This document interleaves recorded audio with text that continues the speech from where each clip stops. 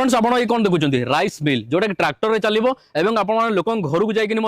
धान भांगी किनी पैसा रोजगार करिवे सर बुझिबा टिके भलो भाबरे आगो कोंतु कोडी मिलिबो एटा आपनकर एफए ट्रेडिंग कंपनी मंगलाबा कटक रे मिलिबो। अच्छा देखंतु ए ट्रैक्टर ऑपरेटर रो बेनिफिट कोन कि जा पाके ट्रैक्टर अछि जदि आपनकर तापरे मोटर 3 फेज किनिबा दरकार नै कि डीजल इंजन एक्स्ट्रा किनिबा दरकार नै सेही ट्रैक्टर रे आपनकर सिंगल चाहिले सिंगल जदि 8 क्विंटल प्रोडक्शन चाहिले सिंगल रे करी हबो जार 15 16 क्विंटल दरकार डबल रे करी हबो। एटा देखंतु पूरा इजी हाइड्रोलिक बॉडी लागि छी आपन ट्रैक्टर संगे पछरे अटैच करी जोटी चाहिले गां गळी रे नै जाई परिबो प्लस एका थर पॉलिश है कि 7.5 8 क्विंटल पूरा धान कर दबो प्लस आरो बेनिफिट या कि आपन को कोन सी जगह रे